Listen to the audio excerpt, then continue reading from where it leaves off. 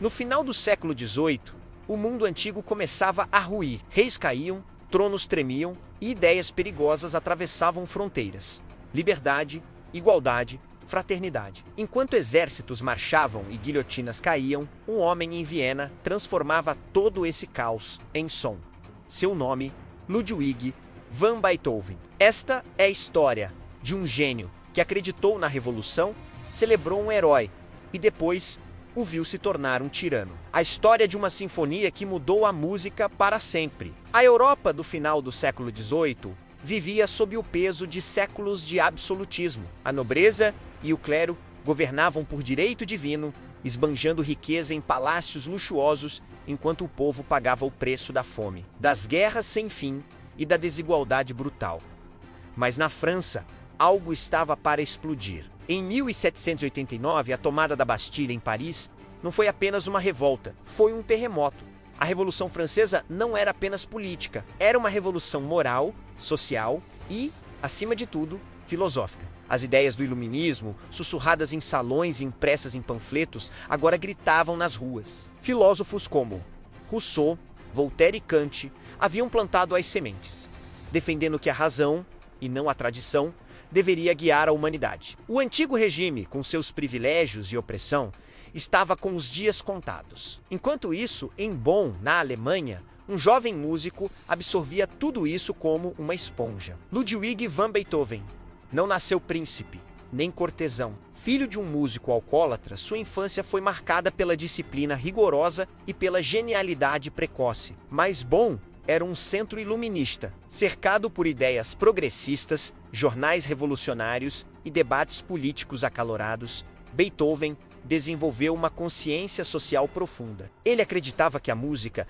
não servia apenas para agradar nobres em festas. Para ele, a música era uma força moral, capaz de expressar a alma humana, seus anseios, suas lutas e sua busca por liberdade. A Revolução Francesa, com seu ideal de heroísmo e sacrifício pelo povo, ressoava profundamente em seu espírito rebelde. Ele não era apenas um músico, ele era um filho do iluminismo. E então surgiu um homem que parecia ser a personificação desses ideais: Napoleão Bonaparte. Para muitos na Europa, ele era o rosto da Revolução vitoriosa. Um general brilhante que derrotava os exércitos dos velhos impérios, derrubava monarcas e prometia levar a liberdade a todos os povos. Sua ascensão meteórica de um simples oficial a líder da França parecia provar que o mérito, e não o sangue, era o que importava. Para Beethoven, que desprezava a aristocracia parasita que o patrocinava,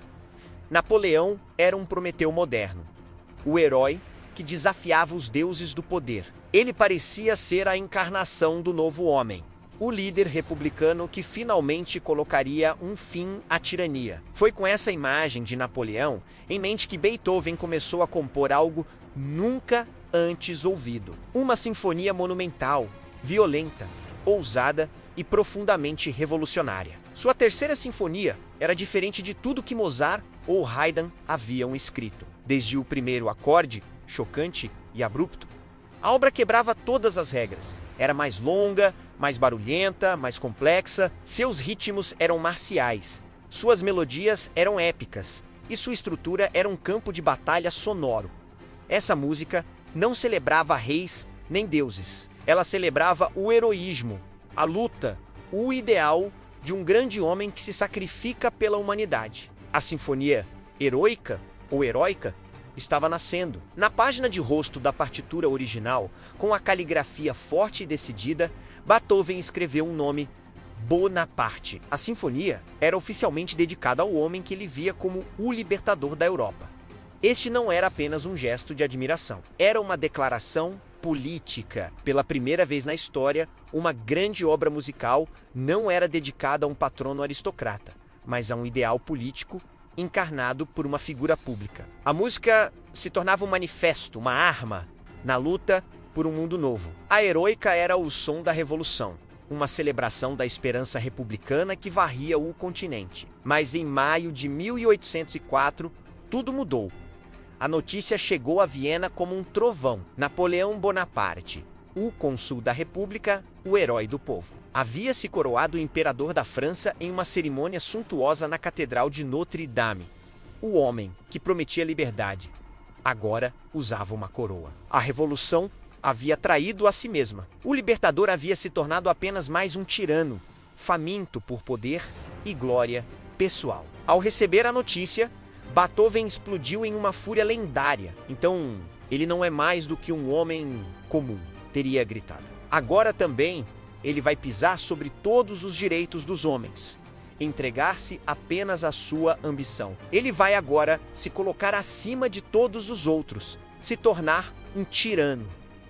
A desilusão foi total, esmagadora. O herói em quem ele depositara toda a sua fé artística e política havia se revelado uma fraude. Movido por essa raiva, Beethoven marchou até sua mesa, pegou a partitura da sinfonia e, com um gesto violento, rasgou a página de rosto. Ele arrancou o nome Bonaparte da dedicatória com tanta força que fez um buraco no papel. Naquele momento, ele não estava apenas destruindo um pedaço de papel. Ele estava rompendo com o poder, com a tirania, com seu antigo ídolo. O gesto simbólico foi definitivo. A sinfonia não pertenceria mais a Napoleão. Mais tarde, a obra seria publicada com um novo título: Sinfonia Heróica, composta para celebrar a memória de um grande homem.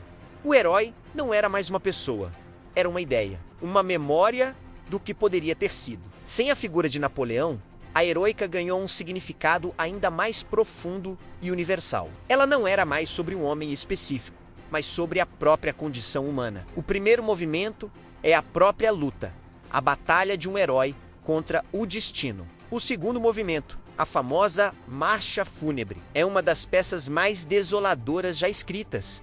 Um lamento profundo pela morte do herói, ou talvez pela morte do próprio ideal. Os movimentos seguintes trazem uma energia renovada, uma esperança resiliente que emerge do caos, sugerindo que, mesmo com a queda dos heróis e a tragédia do poder, o espírito humano persevera. A heroica se tornou um drama sobre a ascensão e queda, a esperança e a desilusão. Enquanto a Europa inteira queimava nas guerras napoleônicas, uma tragédia pessoal se abatia sobre Beethoven. Ele estava perdendo o som do mundo. Sua surdez, que começou como um zumbido incômodo, avançava implacavelmente, isolando da sociedade e da própria música que criava. Há um paralelo doloroso entre a desilusão política com o mundo exterior e o silêncio que crescia em seu mundo interior. O artista que acreditava na fraternidade humana estava cada vez mais sozinho, mas, paradoxalmente, à medida que a surdez avançava, sua música se tornava ainda mais poderosa,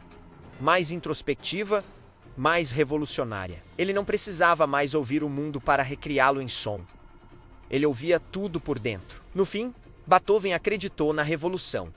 Acreditou em Napoleão. Mas quando o poder corrompeu o ideal, ele não se calou. Ele escolheu a arte como sua forma de resistência. A Sinfonia Heroica sobreviveu à sua dedicatória original para nos ensinar uma lição atemporal. Ela não celebra imperadores. Ela denuncia a traição dos sonhos e questiona o próprio conceito de poder. A música de Beethoven nos lembra que o verdadeiro heroísmo talvez não esteja em quem governa com mão de ferro, mas em quem se recusa a se curvar diante da tirania, seja ela política ou do próprio destino. O verdadeiro herói é o espírito humano que continua lutando, mesmo quando os ídolos caem. Se você acredita que a arte tem o poder de desafiar o mundo, se a história precisa ser contada não pelos vencedores, mas pelos que resistem, então curta este vídeo. Compartilhe com quem ama história e música.